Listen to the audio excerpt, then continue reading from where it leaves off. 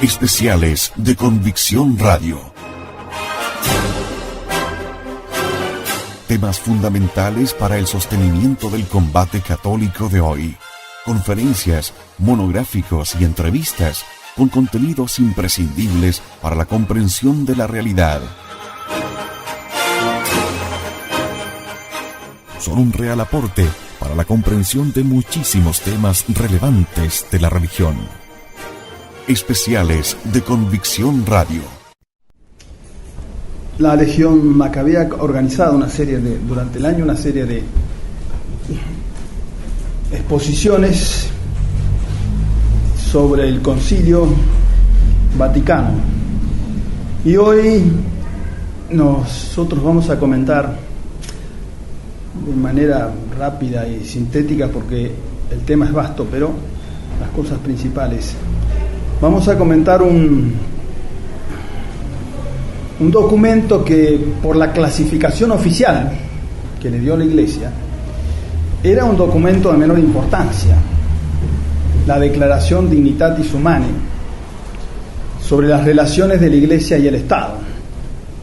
Hubo ciertamente documentos mucho más importantes, decretos, constituciones. Esto era una simple declaración.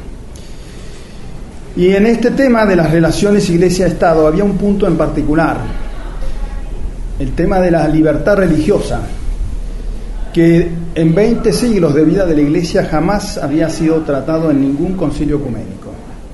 Nunca la Iglesia tocó este tema. Sin embargo, este tema se transformará no por casualidad, sino por especial previsión e intención de los autores en una cuestión de capital importancia y de las más trascendentes en el compromiso que la Iglesia hará por y desde el concilio con el mundo, y en particular con el movimiento ecuménico. Ya antes del concilio, en las sesiones de la Comisión Central Preparatoria, esta cuestión había enfrentado durísimamente a las dos tendencias que después lucharán durante todo el concilio. En esa oportunidad, una de ellas, la ortodoxa, la católica, estaba representada por Cardenal Ottaviani, entonces prefecto del Santo Oficio, que había presentado ante la Comisión Preparatoria un esquema que se titulaba de las relaciones entre la Iglesia y el Estado y de la tolerancia religiosa. Era un documento que tenía 7 páginas nada más y 17 hojas de referencias de magisterio anterior. La otra tendencia estaba representada por el cardenal Bea, entonces secretario de la Secretaría para la Unión de los Cristianos, con un proyecto redactado por él y que llevaba un sugestivo título, La libertad religiosa. El documento tenía 14 páginas y ni una sola referencia al magisterio anterior, porque no lo había, en el sentido que él quería dar a este tema. Ningún texto fue objeto de tantas redacciones y revisiones como el de la Dignitatis Humanae. 6 borradores distintos se presentaron ante la Asamblea de los Padres Conciliares, que fueron rebotados y vueltos a redactar, hasta que fue promulgado recién el penúltimo día del concilio, el 7 de diciembre de 1965. Para uno de los peritos americanos, el padre John Courtney Murray, este tema de la libertad religiosa era, decía él, el problema americano del concilio. Y un obispo americano también, hablando en nombre de casi todos sus pares americanos, decía que era de la mayor importancia que la Iglesia se mostrase ante el mundo moderno como la campeona de la libertad. Y hablaba de la libertad civil, de la libertad humana, pero particularmente de la libertad en materia de religión. A esta tesis en favor de la libertad religiosa se se opuso, siguiendo los pasos de los cardenales Ottaviani, Brown, Ruffini, un número importante de los padres del concilio. Entre ellos estaba nuestro fundador, Monseñor Lefebvre, quien en una intervención suya, que fue leída por él durante las sesiones del concilio, decía, la tenía, Monseñor, como una concepción nueva de los enemigos de la Iglesia, recordando que era una esperanza masónica que el concilio proclamara la libertad religiosa.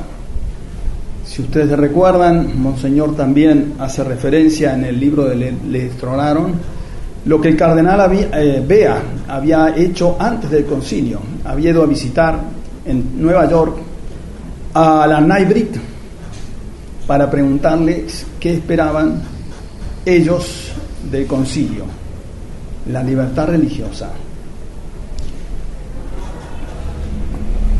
Un tema entonces apreciado por los enemigos de la Iglesia, y el texto que se aprueba pretende ser, como el mismo texto lo dice, fruto de la verdad y la justicia y de una investigación a fondo de la sagrada tradición y la doctrina de la Iglesia, de las cuales el concilio saca a la luz cosas nuevas, coherentes siempre con las tradiciones. Es el texto explícito del documento. Y allí se insiste, la libertad religiosa deja íntegra la doctrina tradicional, y que lo que se quiere hacer es desarrollar la doctrina de los últimos pontífices sobre los derechos inviolables de la persona humana y sobre el ordenamiento jurídico de la sociedad. Nosotros en esta charla comprobaremos que no fue así. No responde ni a la verdad ni a la justicia. No es un desarrollo del magisterio anterior y tampoco respeta la tradición de la Iglesia. Nunca en ningún concilio un documento estuvo tan lleno de incoherencias, de contradicciones, ambigüedades, sofismas, como esta declaración sobre las relaciones de la Iglesia al Estado, y que lleva como título las dos primeras palabras del texto latino, Dignitatis Humanae. Para comprender un poco todo lo que significó este documento, tenemos que partir de algunos presupuestos necesarios, presupuestos religiosos y filosóficos, lo que enseña Santo Tomás, lo que enseña la Iglesia. Y el primer presupuesto es que el hombre, por lo que es, con su inteligencia, es capaz de alcanzar la verdad. El objeto propio de la inteligencia es la verdad. Y la verdad es inmutable, no puede cambiar. Una vez adquirida, no puede cambiar. Ni de igual modo una verdad puede oponerse a otra. Hay un principio en filosofía de no contradicción. Si respetamos los silogismos, el orden lógico del pensar, o una u otra no es de las afirmaciones no es verdadera. Y así como la verdad une a los hombres por ser precisamente una sola, por el contrario el error, porque aleja de la verdad y de la realidad, divide. Sobre esta base, es decir, que podemos conocer la verdad y que la verdad es una sola, necesitamos recordar algunas nociones elementales también de la naturaleza de la libertad humana. ¿Qué es la libertad humana? Para determinar lo que ella es, su esencia, debemos verla en el orden del universo, porque no se puede concebir la libertad ni comprenderla verdaderamente si no se la coloca en ese orden universal que Dios puso en todas las cosas. El hombre no puede no comprobar con su inteligencia que en el universo que nos rodea existe un orden admirable. Un hombre con sentido común, un hombre que observa las cosas, ve en todas ellas un orden. Y este orden no es otro que la orientación de todas las actividades de toda naturaleza creada hacia un fin, hacia un objetivo que ha sido asignado por Dios a toda la creación, a todas las criaturas. Ese orden a un fin que por lo demás no puede ser otro que Dios mismo, está conformado por las leyes que Él ha puesto a todos los seres creados, a todo el universo. Estas leyes son cumplidas por todas las criaturas de modos diferentes. Los seres inertes, o sea, los seres que no tienen vida, y los que no son inteligentes, hablamos de los minerales, el agua, la tierra, las plantas, los animales, lo hacen de una manera inevitable. Todos esos seres están sujetos a esas leyes de modo necesario, no pueden dejar de cumplirlas. Si nosotros agarramos un objeto inerte, este papel, lo soltamos, cae, por la ley de la gravedad, y busca su reposo, que es el estado natural de esas cosas. Las plantas se nutren, crecen, se reproducen según también un orden previsto por Dios desde toda la eternidad, y no pueden salirse de allí. Lo mismo que el animal.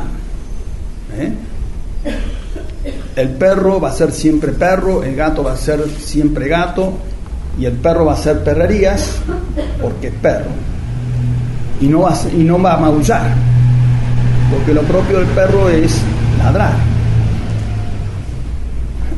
Todos entonces lo hacen de manera inevitable, pero si consideramos ahora la vida inteligente y en particular la vida humana, la diferencia es esencial, ya que decimos que el hombre es libre, y lo es verdaderamente.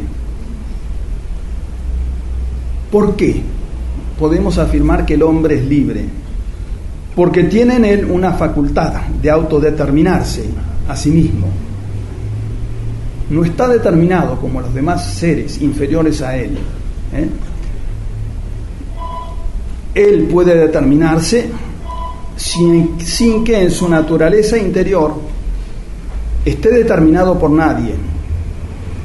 Y esta libertad que Dios da al hombre no es otra cosa que una fuerza, un poder que le permite determinarse a él mismo en orden al fin que Dios quiere darle.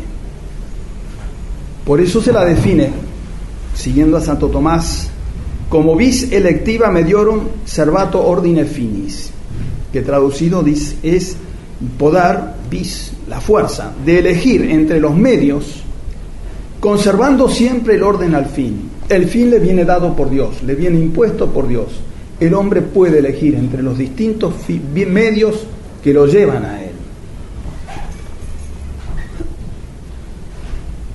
Esto es lo que hace la diferencia radical con los demás seres inferiores al hombre. Mientras que el animal está condicionado internamente por las leyes que lo determinan, el hombre, al contrario, puede determinarse a sí mismo sin que nadie pueda interferir en su elegir, en su capacidad de elegir, en su capacidad de hacer esto o no hacerlo. El hombre tiene ese poder, hacer o no hacer las cosas, elegir esto o lo otro. El hombre ciertamente puede ser martirizado para obtener de él algo, pero aún en el medio del martirio, nadie puede llegar a hacerle creer en la intimidad de su libertad una cosa que él no quiere creer, o hacerle querer una cosa que no quiere querer. Obviamente, su voluntad puede ser influenciada y hasta podemos ceder, lo sabemos, ¿no? Hasta puede llegar a expresar durante una tortura, por ejemplo, algo que se ajusta a lo que exigen sus verdugos. Pero íntimamente él podrá decir no a ese error que afirma. Por tanto, su libertad sigue siendo total a pesar de las influencias exteriores que se puedan ejercer sobre su organismo. La violencia va a caer sobre sus miembros, sobre su cuerpo. El miedo puede amedrentar su inteligencia, pero no alcanza a su interior, que siempre permanece libre. No se puede actuar directamente, hacer violencia sobre la raíz misma de la libertad humana.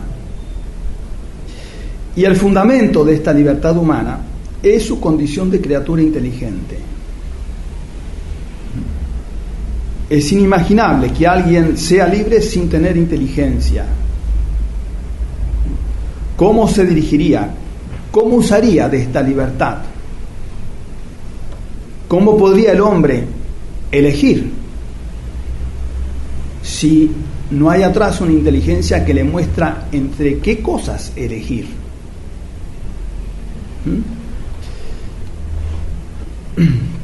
No es concebible entonces la libertad sino en un sujeto con inteligencia y voluntad. Por un lado, la inteligencia entonces en los hombres, en nosotros, capaz de conocer la verdad, porque es su objeto propio, capaz de conocer la ley por la que Dios gobierna todo el universo y lo lleva a su fin, y que Dios mismo manifiesta a los hombres de distintas maneras, por la ley natural, por la ley divina positiva, los mandamientos, la revelación, por las leyes humanas, dadas por los hombres, ya sea en el ámbito civil, ya sea en el ámbito eclesiástico, la iglesia, las leyes de la iglesia. Y por otro lado está esta facultad, su libre albedrío, su voluntad, por la cual él adhiere por su propio movimiento, por su propia decisión, por su propia determinación, esta ley de Dios. El hombre conoce por la inteligencia la ley y aplica su voluntad a cumplirla. La sana filosofía nos habla, y esto también es importante recordarlo, de dos libertades. Se distingue entre libertad psicológica y libertad moral. León XIII, en una encíclica que tienen que leer todos ustedes, la Libertas, prestantísimos, señala bien la diferencia que hay entre la libertad psicológica y la libertad moral. Dice él, la libertad psicológica es la libertad en su ser físico, la facultad de hacer o no hacer que tiene el hombre. Hacer esto o no hacerlo, de elegir esto o lo otro. La libertad moral, en cambio, dice, es la aplicación de esta libertad en la elección de los medios que le permitan alcanzar el fin del hombre, que está determinado por las leyes que la inteligencia alcanza a través de su propia observación de las cosas o a través de la revelación de Dios. La libertad que perfecciona al hombre debe versar sobre la verdad, sobre lo bueno. Hoy escuchamos como una nueva definición de la libertad, que es la capacidad del hombre de elegir entre el bien y el mal. Eso no es verdadera libertad. Eso es libertinaje, un abuso de la libertad. Porque el hombre tiene libertad, puede elegir el mal, el pecado, pero no es de la esencia de la libertad, ni es perfección de la libertad. El hombre entonces se mueve por el ejercicio de esta libertad siempre en el bien, eligiendo entre bienes. Y esta verdad, lo mismo que el bien, no puede mudarse al arbitrio del hombre, sino que permanece siempre igual. Verdad y bien son por naturaleza cosas inmutables. El bien es, dice Santo Tomás, lo que todas las personas o todos apetecen. En realidad ahí está mostrando el efecto del bien. En realidad propiamente hablando, bien es lo que perfecciona al hombre. Y porque perfecciona y lo hace mejor y lo lleva a su acabamiento, todos apetecen eso. Cuando la inteligencia da el asentimiento a opiniones falsas, en cambio, cuando adhiere al error, cuando la voluntad abraza lo malo y lo practica, ni la mente ni la voluntad alcanzan su perfección, precisamente porque están eligiendo lo contrario, aceptando lo contrario. Y entonces el hombre allí se desprende de su dignidad y se corrompe. Y por lo mismo que sabemos que el hombre puede errar, obrar mal, a la libertad le hace falta una protección, un auxilio, capaz de dirigir todos sus movimientos hacia el bien y apartarlo del mal. De lo contrario, la libertad habría sido muy perjudicial para el hombre. Esta protección, este auxilio, no es otra cosa que la ley, que le muestra al hombre lo bueno que debe hacer y lo malo que debe evitar. Y lo bueno con premios, lo malo con castigos, para que el hombre entienda, con esa ayuda, de que su perfección solo está en elegir el bien. En otras palabras, la libertad moral no es absoluta, porque las leyes limitan esta libertad moral. Nos indican solo los bienes dentro de los cuales el hombre se puede mover. Hay cosas buenas en sí y hay cosas malas en sí. Hay cosas que nunca se pueden hacer. Y las leyes, fruto de la razón, ordenamiento de la razón, en la definición que da Santo Tomás, ¿no?, descubre este orden objetivo de la realidad, ¿no?, lo bueno que hay, lo malo, y así le indicará al hombre que debe abstenerse de las cosas malas bajo pena de castigo y elegir lo bueno para realizarlo. Y una advertencia: lo bueno y lo malo no son tales porque la ley lo dice, sino porque algo es bueno, la ley lo impone, y porque algo es malo, lo prohíbe. Se trata también aquí, entonces, de una necesidad que se impone la ley a pesar de la voluntad del sujeto, pero es moral, una necesidad moral, no física. Si quieres el fin, haz esto.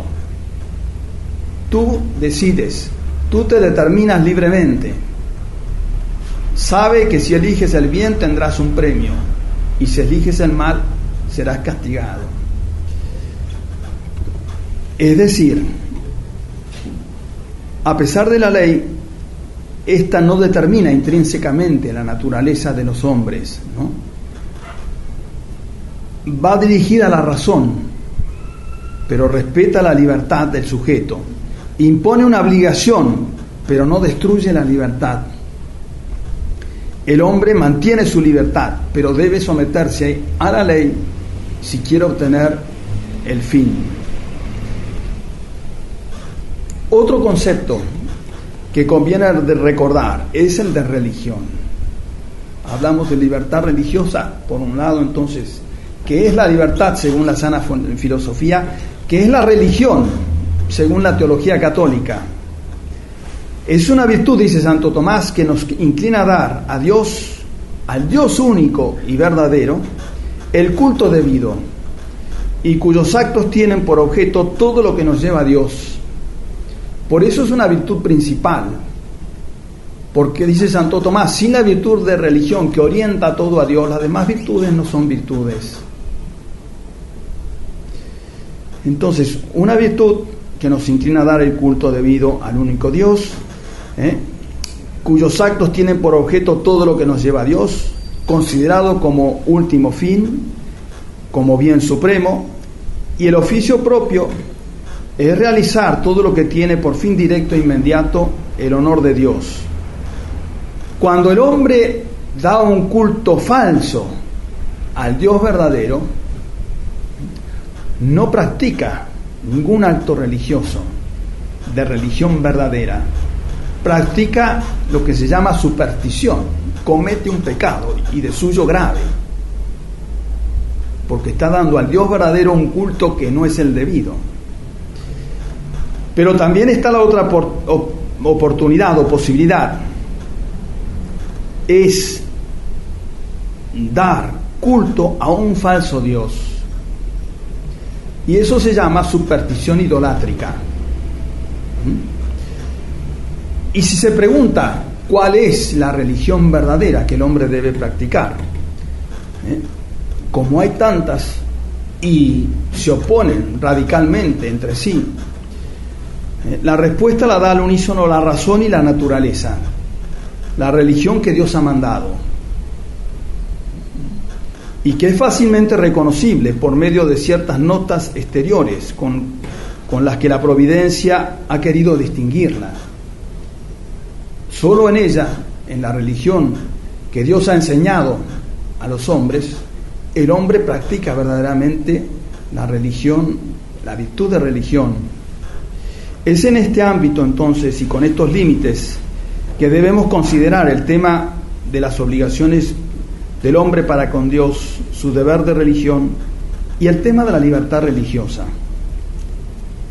¿De qué se trata cuando el concilio habla de libertad religiosa? Este tema es inmenso. Nosotros lo vamos a circunscribir a unos pocos temas, pero de suyo abarca muchísimas cosas. Abarca lo que nosotros somos, nuestra propia naturaleza de criaturas hechas a imagen y semejanza de Dios. Y por tanto también a la misma sociedad humana y aún a la Iglesia. Implica en última instancia ni más ni menos tocar el tema de la realeza social de nuestro Señor, el derecho público de la Iglesia a ser reconocida por el Estado, defendida por el Estado, y en concreto las obligaciones que tiene este poder público de defender la verdadera religión, de enfrentarse y limitar a las falsas religiones, ya veremos cómo. El deber del hombre de adorar a Dios donde y como Él quiere ser adorado. Nos limitaremos a exponer solo 4 puntos para compararlos con el magisterio tradicional de la Iglesia. Hay un principio fundamental que afirma la Declaración Dignitatis Humanae, y es el siguiente. Dice el texto: la persona humana tiene derecho a la libertad religiosa, que se funda realmente en la dignidad misma de la persona humana, en su misma naturaleza, y que comprende el que no se le impida que actúe conforme a ella, es decir, no se le impida de practicar su culto, cualquiera que sea, en privado y en público, solo o asociado con otros, dentro de los límites debidos y con tal que se respete el justo orden público. Es un falso principio, pero este falso principio ha tenido su sanción magisterial por el concilio, aprobado por el Papa. ¿Y por qué es falso? Ha sido para la vida de la Iglesia y para los mismos estados y las almas como un cáncer que lo destruye desde su interior. Un falso principio que en sí es más devastador que una guerra mundial y que ha arrastrado a la apostasía a millones de personas. Para entenderlo, vamos a ver 4 puntos que están sugeridos explícita o implícitamente en la declaración. Primero y esencial, el fundamento mismo de la libertad religiosa, puesto, como dijimos, en la dignidad humana y sus derechos fundamentales. para la Iglesia conciliar y posconciliar, la libertad religiosa es uno de los derechos fundamentales del hombre, de los derechos humanos. Y más, es el principal de todos. Y los últimos papas han dicho que es como el test de cómo funcionan los demás derechos humanos. El segundo tema es el derecho a no ser impedido en la práctica privada o pública de las falsas religiones. Un tercer punto es la no confesionalidad del Estado. Y el último que vamos a ver es la no intervención del Estado en favor de la verdadera religión. Entonces, primero la dignidad humana y los derechos fundamentales del hombre.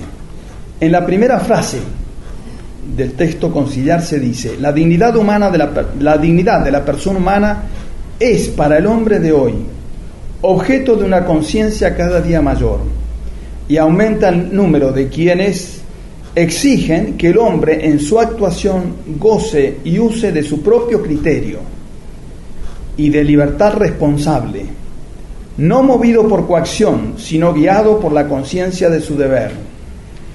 Esta exigencia de libertad en la sociedad humana mira sobre todo lo que concierne al libre ejercicio de la religión en la sociedad.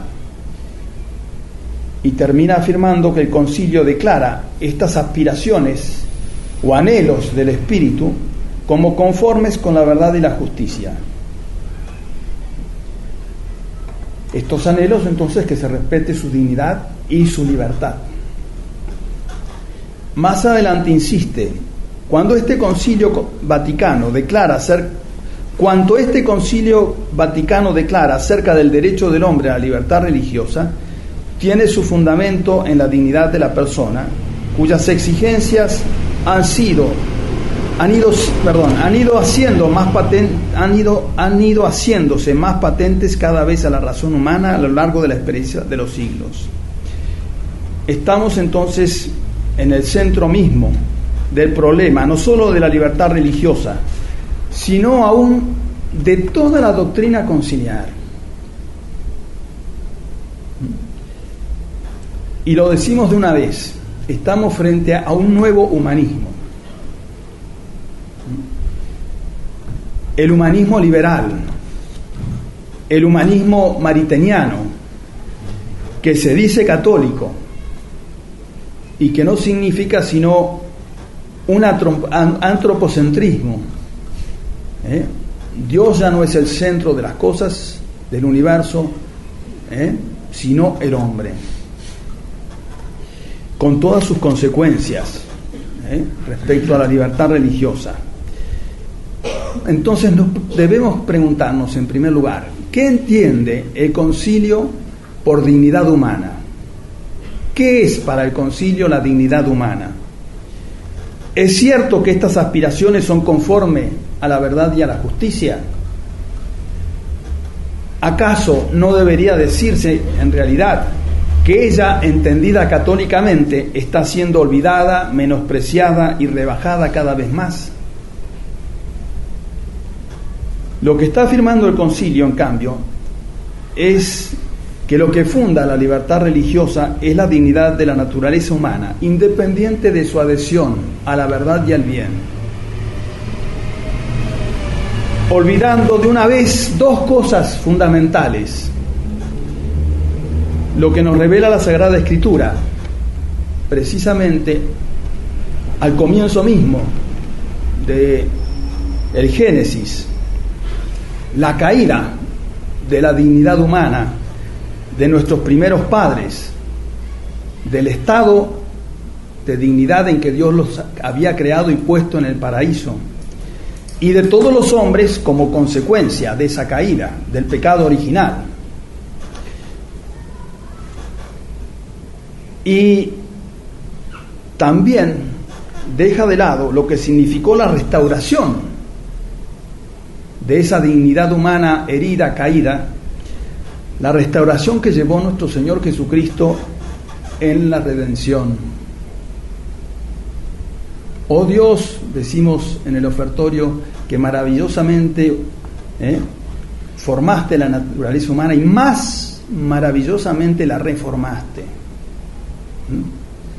Porque por la redención los hombres vuelven a recuperar la gracia perdida, se hacen hijos adoptivos de Dios, y deben vivir en ese ámbito sobrenatural en que Dios vuelve a colocar al hombre para alcanzar la vida eterna.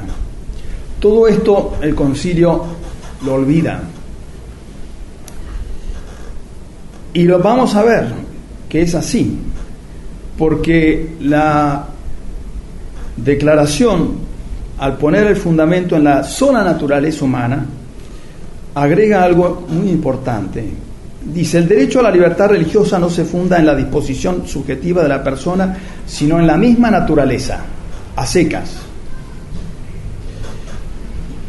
con independencia de la verdad y del bien, porque agrega: el derecho permanece también a la libertad religiosa y a su dignidad en los que no cumplen la obligación de buscar la verdad. ¿Comprenden? Es decir, la dignidad humana ya no está puesta como verdadero fundamento en la verdad, sino en su sola condición natural y libre, de naturaleza libre, capaz de elegir. Si simplificamos, el argumento es el siguiente: la dignidad del hombre consiste en que es un ser dotado de inteligencia y voluntad, y está ordenado por naturaleza a conocer a Dios, lo que no puede hacer si no se le deja libre para elegir. El hombre es libre, sería la síntesis. Luego debe dejársele libre, o dicho de otra manera, el hombre está dotado de libre albedrío, luego tiene derecho a la libertad de acción. Es el principio del liberalismo, ni más ni menos, un verdadero sofisma, porque, como decíamos, el libre albedrío,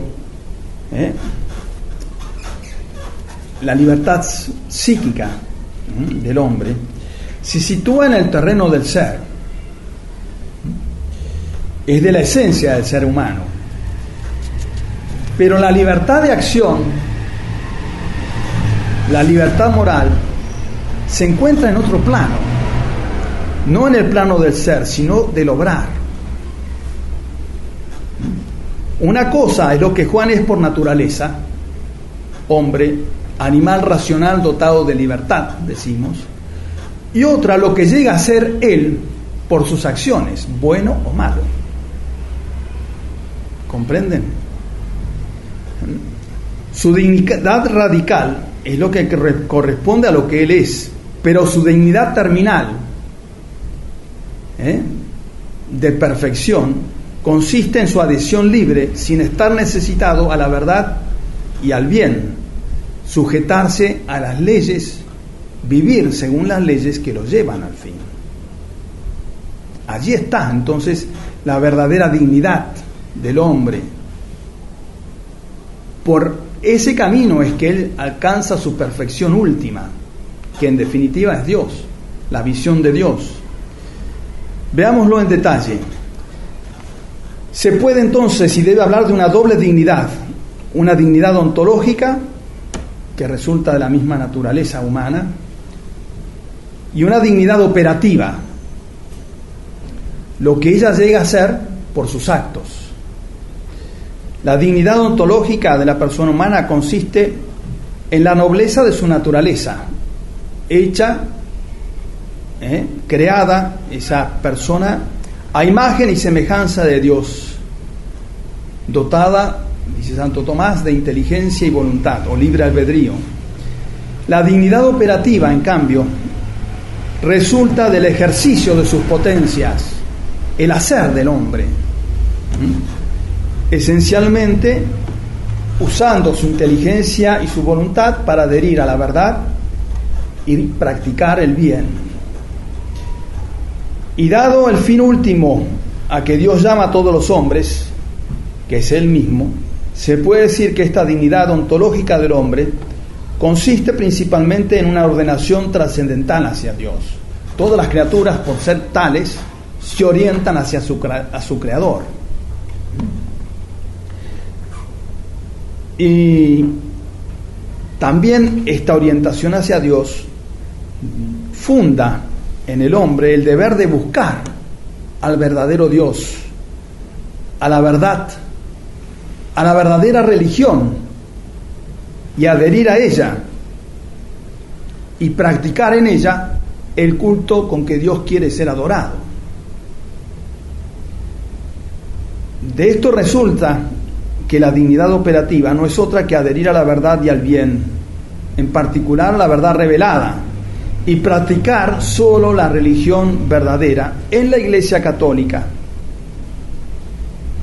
que es la única religión, que es la única iglesia instituida por Cristo.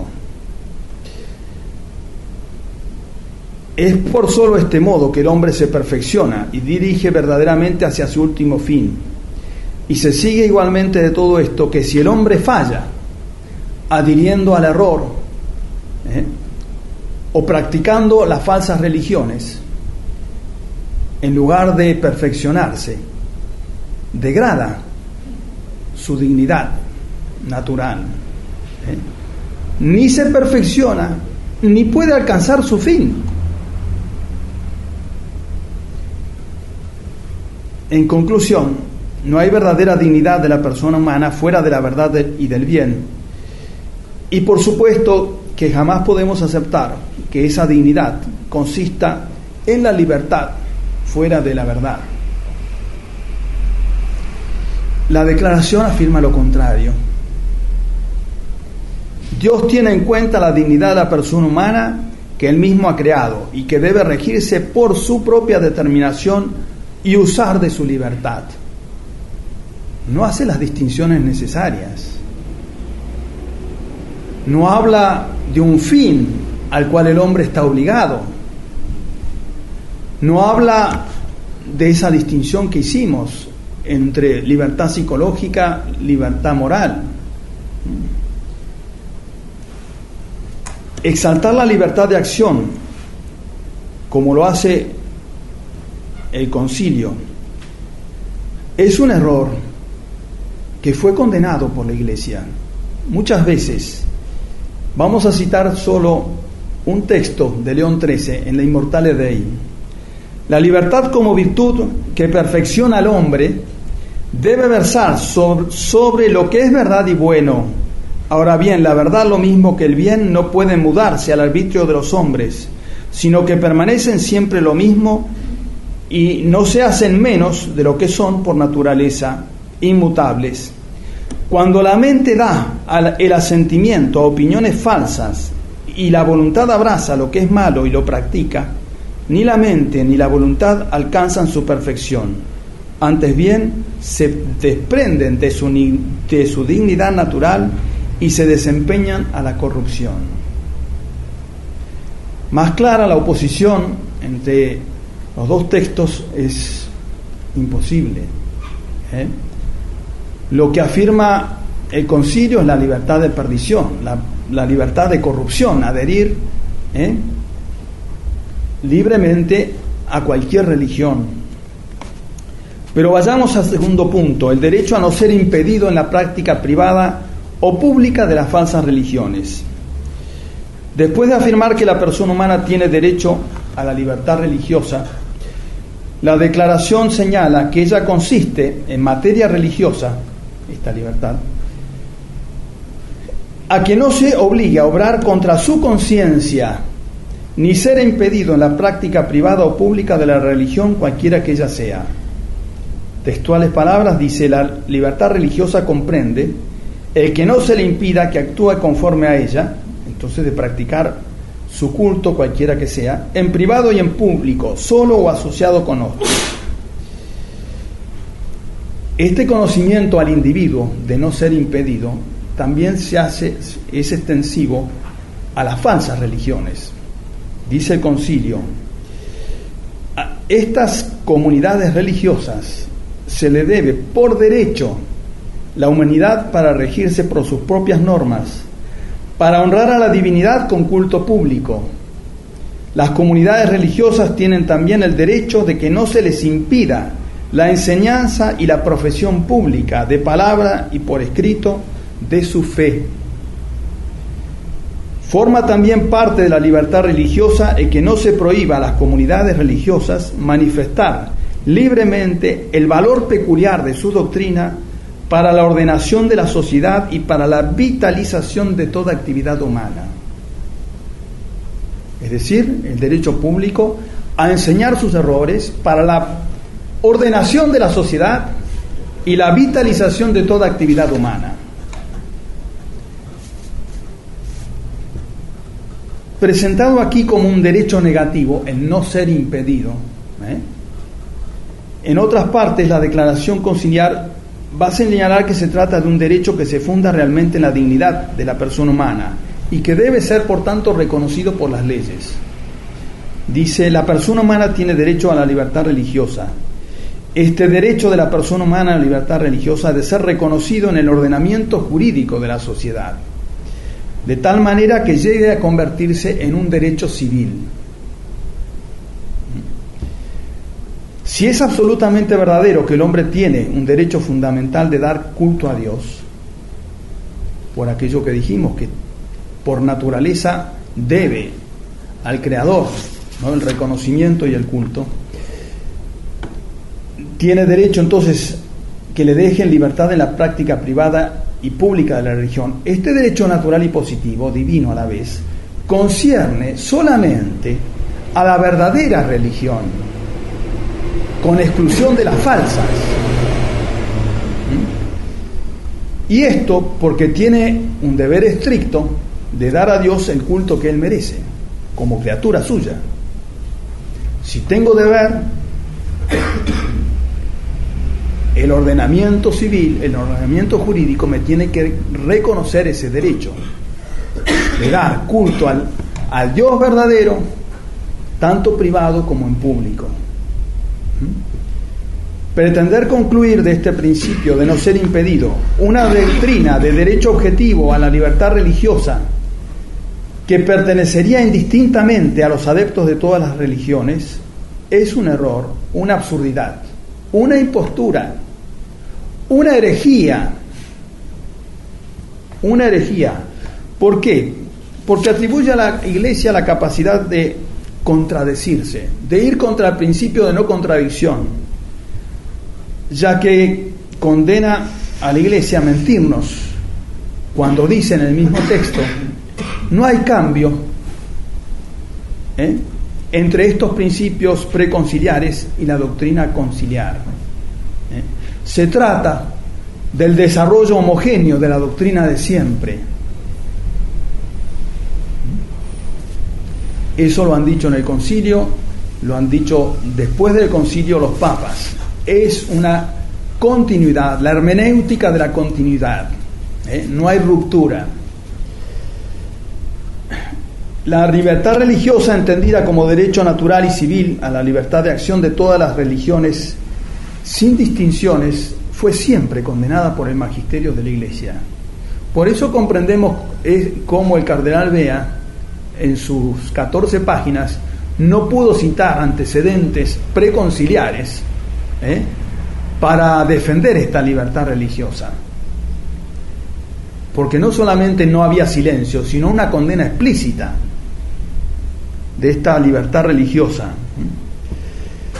Monseñor habla en su libro en el libro de Le Destronaron, de un engaño, de la astucia, ¿no es cierto?, de estos hombres, porque decía él, al no poder definir al no poder definir como derecho el ejercicio de todo culto, ya que tal derecho no existe para los cultos erróneos, se las ingeniaron para formular un derecho natural a la sola inmunidad, que valga para los adeptos de todos los cultos, es decir, en no ser molestados, en no ser impedidos. Así, seguía diciendo Monseñor, todos los grupos religiosos, poderoso calificativo para disimular la Babel de las religiones, gozarían naturalmente de la inmunidad de toda coacción en su culto público a la divinidad suprema. ¿De qué divinidad se trata? Y también se beneficiarían del derecho de no ser impedidos de enseñar y de manifestar su fe. ¿Qué fe? Públicamente, oralmente y por escrito. Qué confusión, ¿no? Entonces, qué galimatías. Todo reducido al mismo pie de igualdad y gozando todos de los mismos derechos. Esta apelación al derecho negativo es importante que lo toquemos, porque es una verdadera maniobra de astucia. Hablar aquí de derecho negativo equivale a distinguir entre derecho a no ser impedido de hacer y el derecho a hacer. Y esta distinción es un sofisma. ¿Por qué? Enseña Santo Tomás que toda negación se funda en una afirmación. Si se tiene el derecho de no ser impedido, negación entonces, derecho negativo, es porque se tiene el derecho de obrar. La afirmación. En palabras claras, si se tiene el derecho de no ser obstaculizado en la práctica religiosa, cualquiera que sea, es porque se tiene el derecho de practicarlo. Cuando esta doctrina se extiende a todas las religiones, el derecho al libre ejercicio privado o público de su culto, cuando se extiende al derecho de enseñar y difundir cualquier doctrina, estamos ciertamente ante una doctrina nueva, falsa, contraria a lo que siempre enseñó la Iglesia. Pero el concilio parece no recordar que había afirmado al comienzo mismo de su texto dejar intacta la doctrina tradicional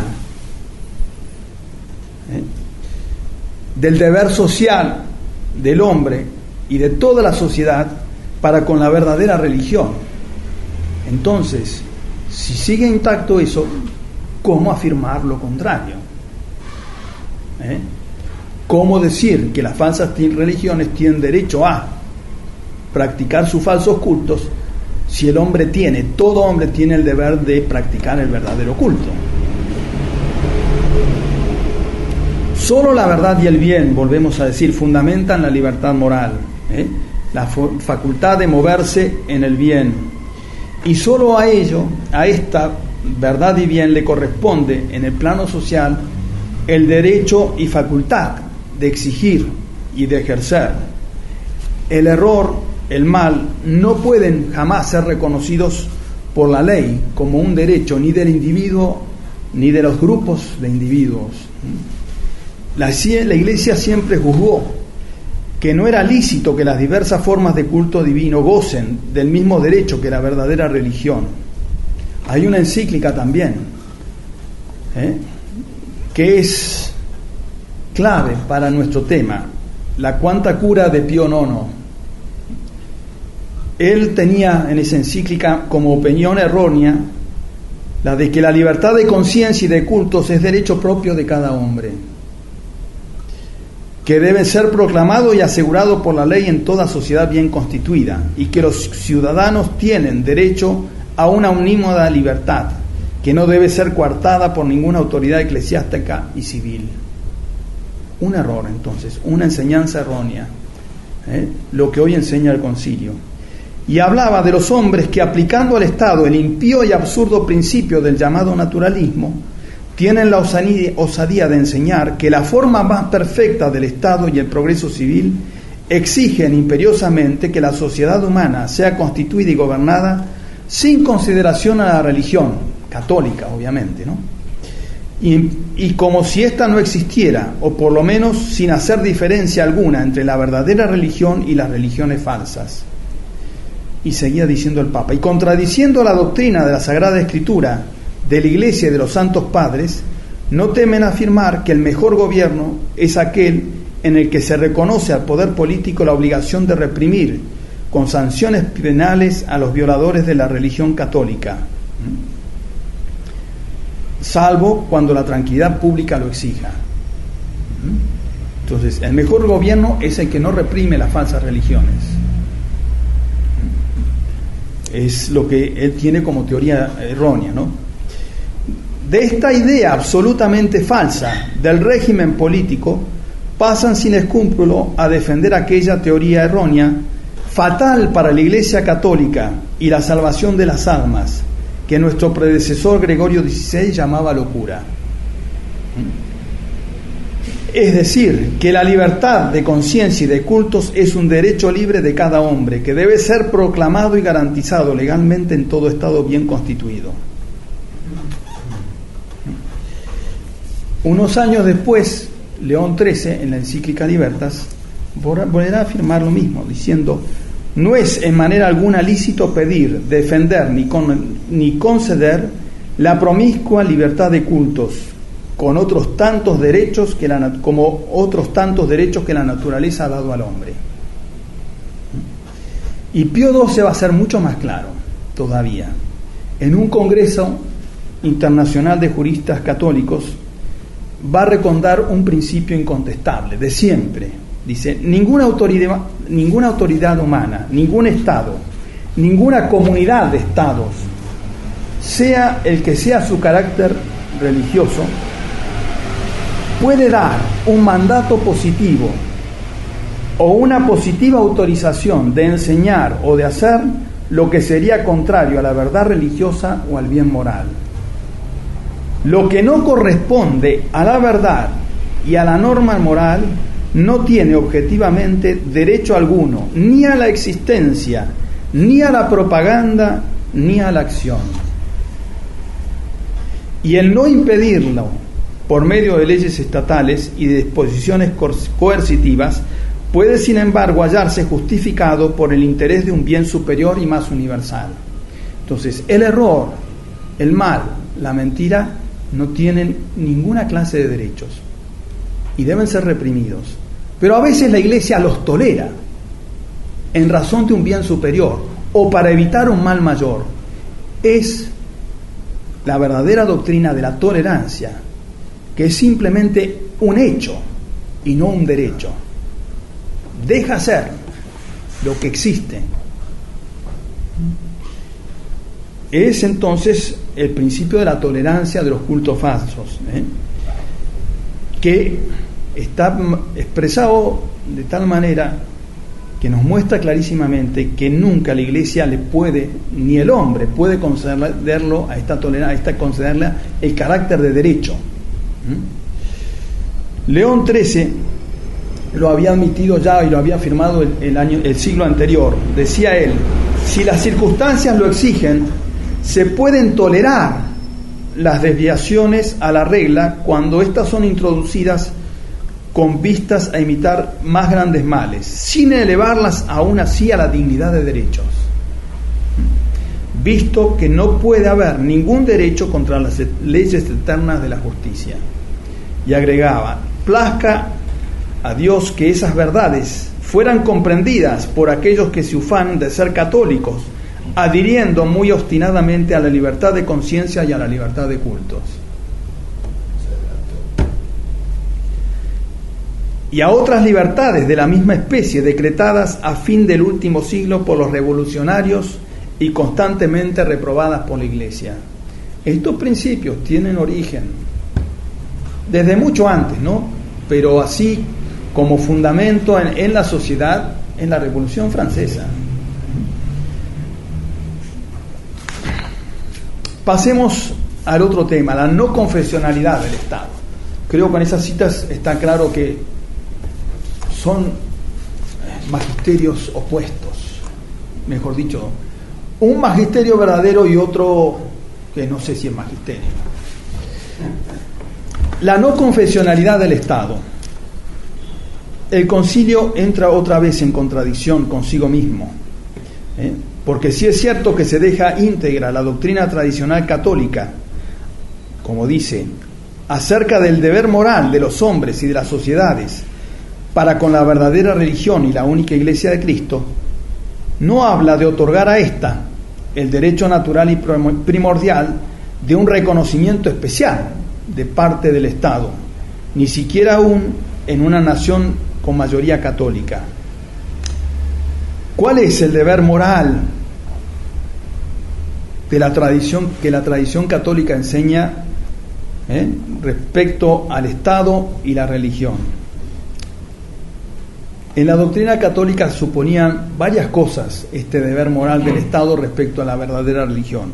Primero, reconocer a la religión católica como la única religión del Estado, con exclusión de cualquier otra religión. Honrar a Dios por el culto público de la sociedad misma, del gobierno mismo. Conformar sus leyes a las leyes positivas de Dios y de su Iglesia, a la ley natural misma. Procurar el bien común de manera que no solo se evite todo aquello que sea nocivo a la libertad de la Iglesia, sino también se favorezca positivamente el bien de la Iglesia. Proteger esta plena libertad de la Iglesia católica, no impedirle, antes bien ayudarla a cumplir íntegramente con su misión, sea en el ejercicio de su magisterio, sea en el orden del culto, en la administración de los sacramentos, en el cuidado pastoral de los fieles. Reglamentar y moderar las manifestaciones públicas de los otros cultos. Prohibirles la enseñanza pública, la manifestación pública de su fe. ¿Por qué? Porque es un pecado de escándalo. Es un pecado de escándalo. ¿Qué es el escándalo? Arrastrar a los otros hombres al mal, al pecado. Y la difusión pública de las falsas religiones hace que los hombres abandonen la verdad para adherir al error. Defender a los ciudadanos contra la difusión de falsas doctrinas que, a juicio de la Iglesia, ponen en peligro su salvación eterna. Excluir de su legislación, del gobierno y de toda actividad pública lo que a su juicio pudiera impedir a la Iglesia alcanzar su fin eterno. Y facilitar la vida fundada sobre los principios cristianos, conforme al fin último para el cual Dios creó al hombre. Estos principios eran los que había transcrito en su texto el cardenal Ottaviani, que fue tirado a la basura, ¿no es cierto?, dejado absolutamente de lado. Y de ninguna manera, siquiera remotamente, se mencionan en la Dignitatis Humanae. Es cierto que la Declaración Conciliar afirma que ante la sociedad humana y ante todo poder público, la Iglesia reivindica la libertad de culto a título de autoridad espiritual, instituida por Cristo y encargada por mandato divino de ir por el mundo a predicar el Evangelio a toda criatura. Y reivindica igualmente la libertad en tanto asociación de hombres que tienen el derecho de vivir dentro de la sociedad civil según los preceptos de la fe cristiana. Como que le concede a la Iglesia eso, pero no extrae las consecuencias necesarias. Por un lado, ¿no es cierto?, que es lo primero de todo someter las naciones a la ley de nuestro Señor, ir y bautizar a todas las naciones. Y en segundo lugar, no reconoce a la Iglesia como sociedad perfecta y divina. La pone en el plano de las sociedades humanas. ¿Qué es lo que dice? Reivindica para sí la libertad en tanto asociación de hombres que tienen derecho de vivir dentro de la sociedad según los preceptos de la fe cristiana. Una sociedad más. Como puede ser el Club de Ferrocarril Oeste o cualquier secta, ¿no es cierto?, que esté reconocida por el Estado como persona jurídica, sin ningún menosprecio para los...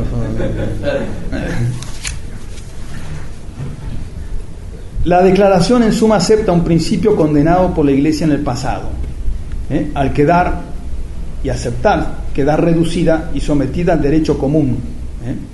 Insinúa, es cierto, la posibilidad de un reconocimiento especial de las leyes, pero inmediatamente queda claro que no se debe impedir la libertad de las falsas religiones.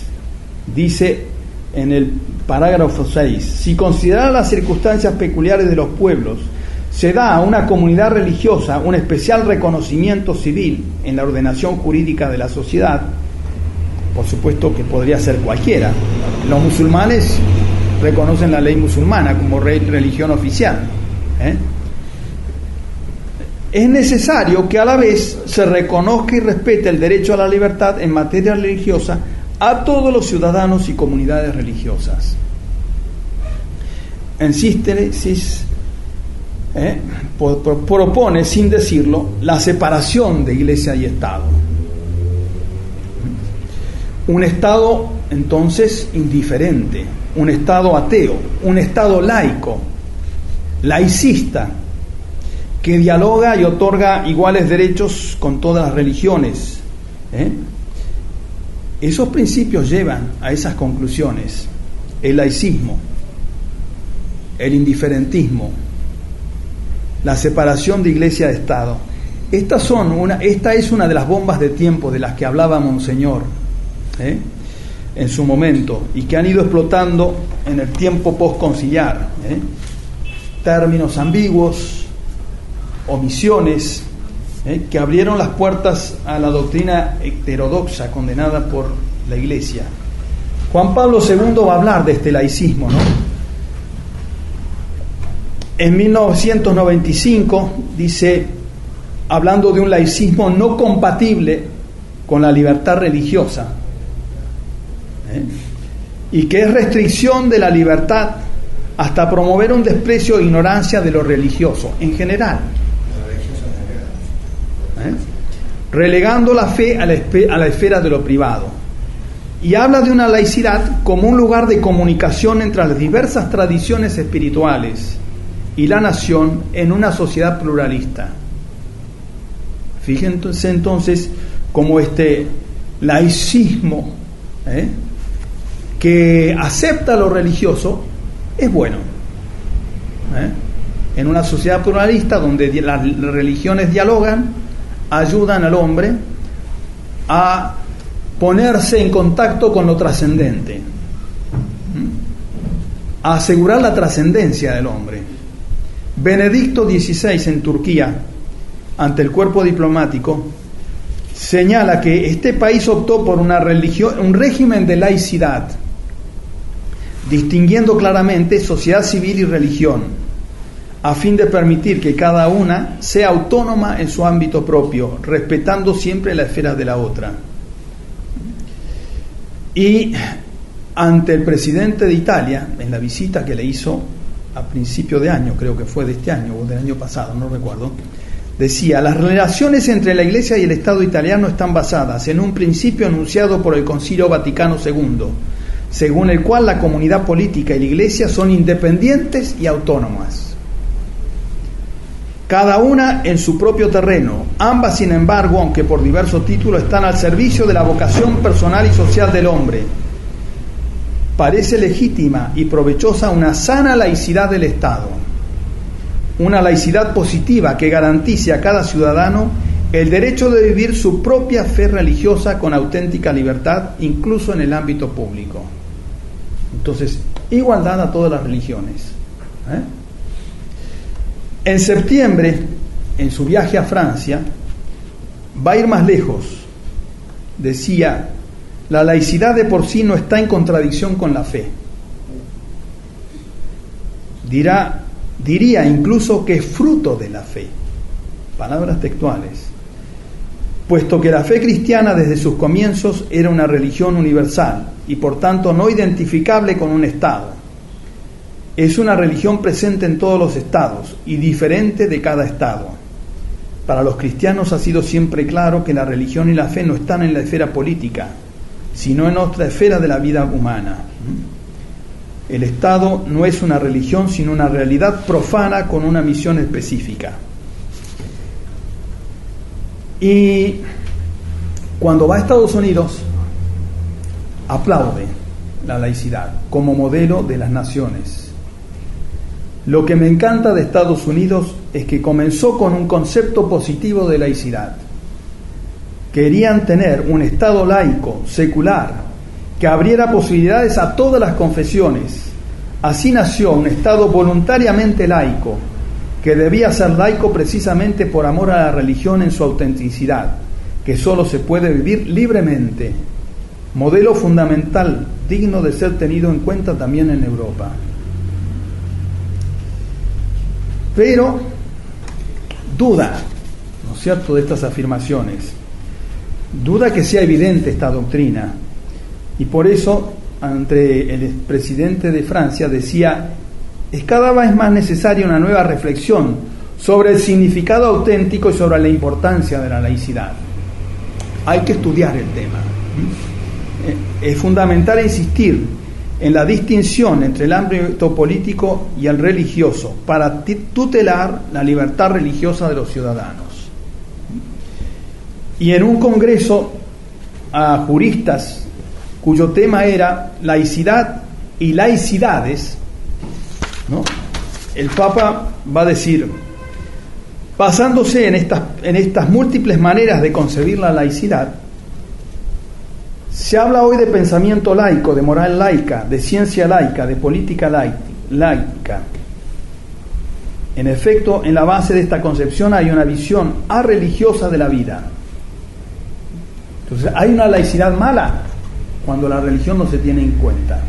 Hay una laicidad positiva y buena cuando lo religioso está presente, no importa qué religión. Esa es la idea.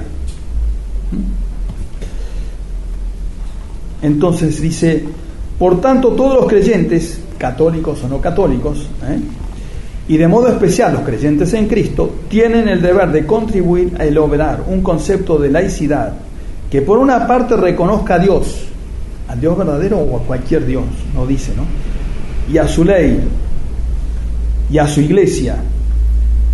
¿Qué iglesia? La iglesia conciliar, o la iglesia de siempre. El lugar que le corresponde en la vida humana, individual y social, y que por otra parte respete la legítima autonomía de las realidades terrenas. Entonces hay una separación, fíjense ustedes, entre el deber religioso y lo que es profano, lo que es del mundo. El hombre es uno solo. Las cosas profanas debe espiritualizarlas o usarlas para alcanzar la vida eterna, pero no ese corte que insinúa el Papa, ¿no? Estas distinciones de laicismo, laicidad, sana laicidad, positiva laicidad, son sofismas, ¿no?, que ocultan un liberalismo católico y que busca escapar a las condenas de siempre de la Iglesia. León XIII había hablado de este laicismo como liberalismo del tercer grado.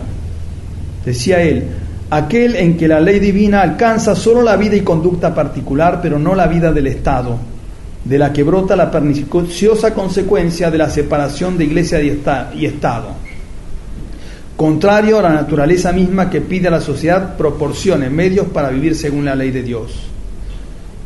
Pío IX hablaba de esta laicidad como simplemente liberalismo católico. Y dice, lo condenaría 40 veces si fuera necesario. Se empeñan en conciliar la luz con las tinieblas, la verdad con el error. Y Pío XII dice, donde el Estado se ajusta por completo a los prejuicios del llamado laicismo, fenómeno que cada día adquiere más rápidos progresos y obtiene mayores alabanzas, y donde el laicismo logra sustraer al hombre, la familia y al Estado del influjo benéfico y regenerador de Dios y de la Iglesia Católica, se sigue que aparezcan señales cada vez más evidentes y terribles de la corruptora falsedad del viejo paganismo. Lleva al paganismo entonces. Y en la Quas Prima, sobre el reinado de nuestro Señor, Pío XI decía, de lo que llamamos la peste de nuestros tiempos es el laicismo, sus errores y sus tentativas impías. Entonces la religión de Cristo fue poco a poco tratada como igual a los falsos cultos y ubicada con una chocante indiscreción sobre el mismo nivel. Pasemos al último punto y hagamos una conclusión. El último punto que nos sugiere la declaración Dignitatis Humanae, es la no intervención del Estado en favor de la verdadera religión. Si el Estado no puede ser confesional, lo que vimos en el otro punto, menos tendrá el deber ni el derecho de defender a la religión católica, sino que a todas las religiones deberá tratarlas por igual. Por eso la Dignitatis Humanae dice: la protección y promoción de los derechos inviolables del hombre es un deber esencial de toda autoridad civil. Entre los derechos del hombre, ¿cuál es el principal? La libertad religiosa, el fundamental, dijimos, ¿no? Debe pues la potestad civil tomar eficazmente a su cargo la tutela de la libertad religiosa de todos los ciudadanos y proveer a que la igualdad jurídica de los ciudadanos jamás ni abierta ni ocultamente sea lesionada por motivos religiosos, y a que no se haga discriminación entre ellos. Y agrega aún: la autoridad civil, cuyo fin propio es velar por el bien común temporal, excede su competencia si pretende dirigir o impedir los actos religiosos. Sin ninguna distinción, de nuevo, entre la verdad y el error, entre la verdadera religión y la falsa religión, entre la Iglesia Católica y las demás sectas, y las sectas. El magisterio católico, en cambio, por León XIII, enseñaba absolutamente otra cosa. Prohíbe la justicia y védalo también la razón, que el Estado sea ateo, o lo que viene a parar en el ateísmo, que se comporte de igual modo con respecto a las varias que llaman religiones, concediendo a todas indiferentemente los mismos derechos. Y en Immortale Dei señalaba la rigurosa obligación del Estado en tema religioso, en el tema del catolicismo. El Estado tiene el deber de cumplir por medio del culto público las numerosas e importantes obligaciones que lo unen con Dios. Tiene la estricta obligación de admitir el culto divino en la forma con que el mismo Dios ha querido que se le venere. Es, por tanto, obligación grave de las autoridades honrar el santo nombre de Dios. Entre sus principales obligaciones debe colocar la de favorecer la religión católica, por supuesto, defenderla con eficacia, ponerla bajo el amparo de sus leyes, no legislar nada que sea contrario a la incolumnidad de aquella, dar todas las facilidades a los ciudadanos para el logro del sumo bien, la primera y principal de las cuales consiste en procurar una inviolable y santa observancia de la religión, cuyos deberes unen al hombre con Dios. Mas, Iglesia y Estado son dos cosas inseparables por naturaleza. Benedicto decían cosas separables. Son dos cosas inseparables por naturaleza. Y añadía: entre ambas potestades es necesario que exista una ordenada relación unitiva, comparable a la que se da en el hombre entre el alma y el cuerpo. Bien importante e interesante esta unión entre Iglesia y Estado, equiparable a la unión que hay entre el alma y el cuerpo. Este argumento es de Santo Tomás, con todas las letras. La unión que hay entre el alma y el cuerpo no es una unión accidental, es una unión sustancial. Por eso la importancia de cómo deben ser esas relaciones entre Iglesia y Estado, que no son las que propone el concilio, ¿no? Santo Tomás, precisamente tomando esta analogía con el cuerpo y el alma, nos daba el orden de esta subordinación. Decía él: la potestad secular, el Estado, está sometida a la espiritual como el cuerpo y al alma, y por eso no hay juicio usurpado si un prelado espiritual se entromete en las cosas temporales en cuanto a aquellos asuntos en que la potestad secular le está sometida, o a los que la potestad secular deja a su cuidado. Y en un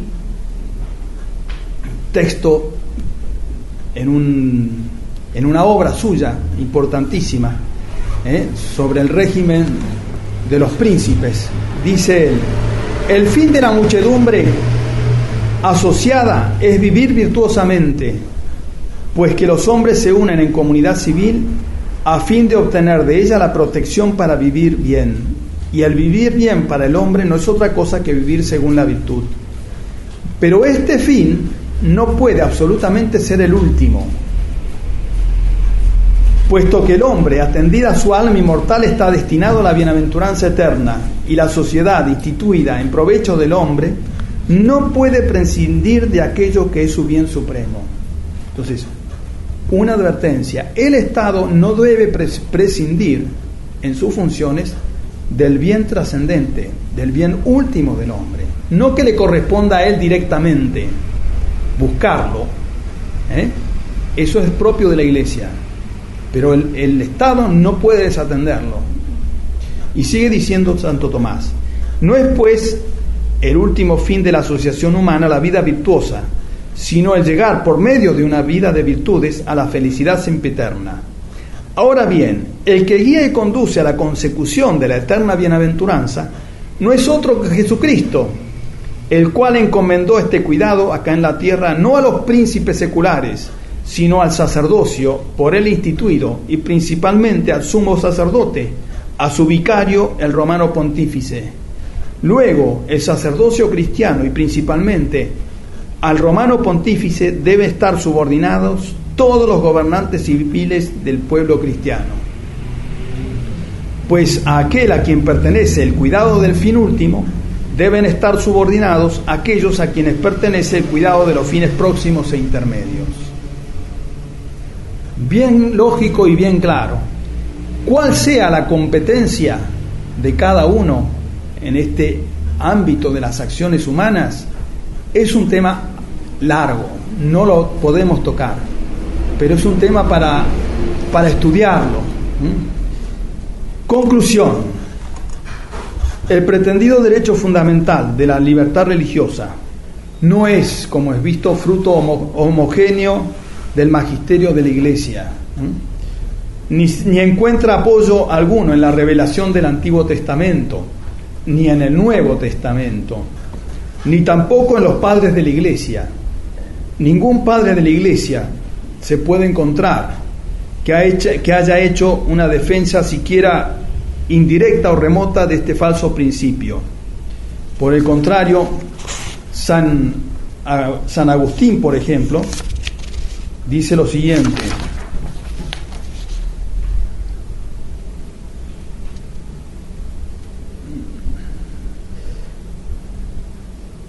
¿cómo sirven a Dios los reyes, sino prohibiendo y castigando con religiosa severidad lo que se ejecuta contra los mandamientos de Dios? El emperador como hombre tiene su modo de servir, pero el modo de servirle como rey es distinto. Por ser hombre le sirve con una vida fiel, por ser rey sancionando con rigor conveniente las leyes que ordenan cosas justas y prohíben las contrarias. Así le sirvió Ezequías, destruyendo las arcas y los templos de los ídolos, y aquellos más altos que fueron erigidos contra los preceptos de Dios. Así le sirvió Josías, haciendo las mismas cosas. Así le sirvió el rey de Nínive, obligando a toda la ciudad a aplacar al Señor. Así sirvió Nabucodonosor, prohibiendo con una ley terrible a todos los que en su reino blasfemaran contra Dios. Entonces, ni en los textos bíblicos ni en la patrística encontramos nada que apoyen estos conceptos falsos de la dignidad del hombre y de la libertad religiosa. Y estas novedades de dignidad del hombre y libertad religiosa han traído a la Iglesia de las naciones toda clase de males, tal como lo venían advirtiendo los papas desde hace 2 siglos.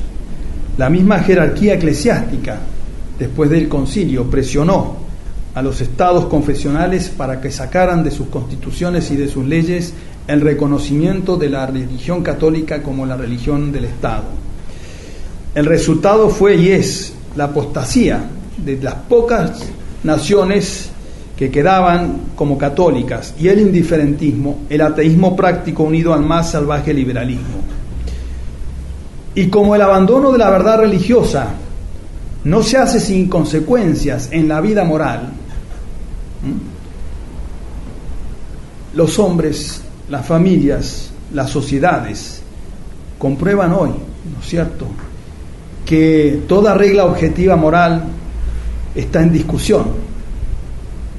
Ya los hombres no pueden distinguir lo que es bueno y lo que es malo, lo que puede hacerse y no hacerse.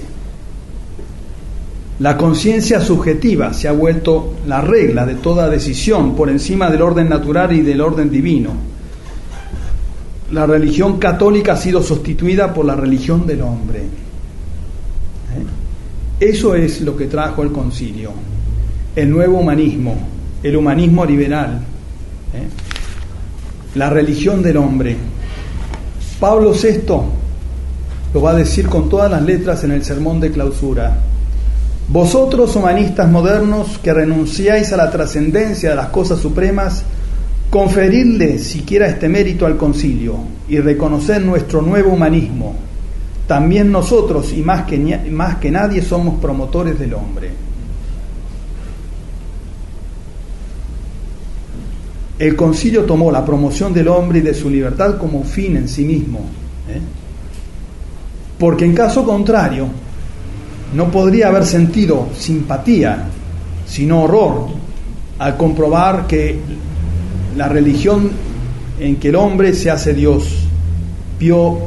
Pablo VI decía: la religión del Dios que se ha hecho hombre se ha encontrado con la religión, porque tal es del hombre que se hace Dios. ¿Qué ha sucedido?, preguntaba. Un choque, una lucha, una condenación. Podría haberse dado, pero no se produjo. La antigua historia del samaritano ha sido la pauta de la espiritualidad del concilio. Una simpatía inmensa lo ha penetrado todo. Una inmensa simpatía a ese antropocentrismo, esta adoración del hombre.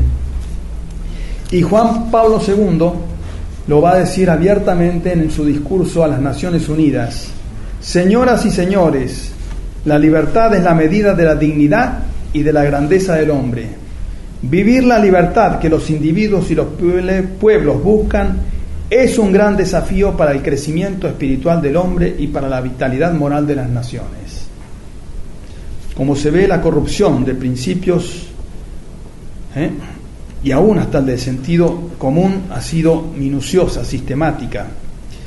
Y así lo cierto es que la crisis actual de la Iglesia y de las patrias tiene su raíz próxima en el concilio y su giro antropocéntrico. En el orden práctico, ¿qué nos toca? ¿Qué podemos hacer nosotros? Tener las inteligencias esclarecidas, denunciar el error y alejarnos de él, hacer nuestros esos consejos dados hace muchos siglos por San Vicente de Lérins.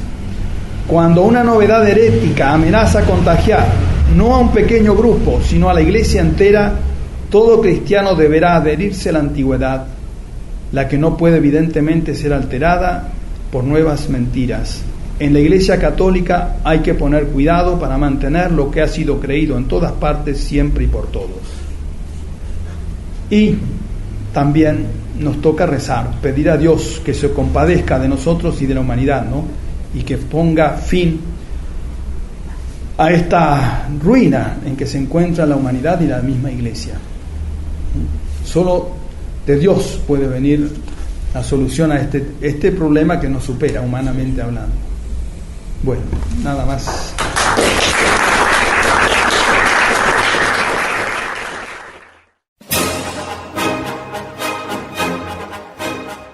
Especiales de Convicción Radio. Temas fundamentales para el sostenimiento del combate católico de hoy. Conferencias, monográficos y entrevistas con contenidos imprescindibles para la comprensión de la realidad. Son un real aporte para la comprensión de muchísimos temas relevantes de la religión. Especiales de Convicción Radio.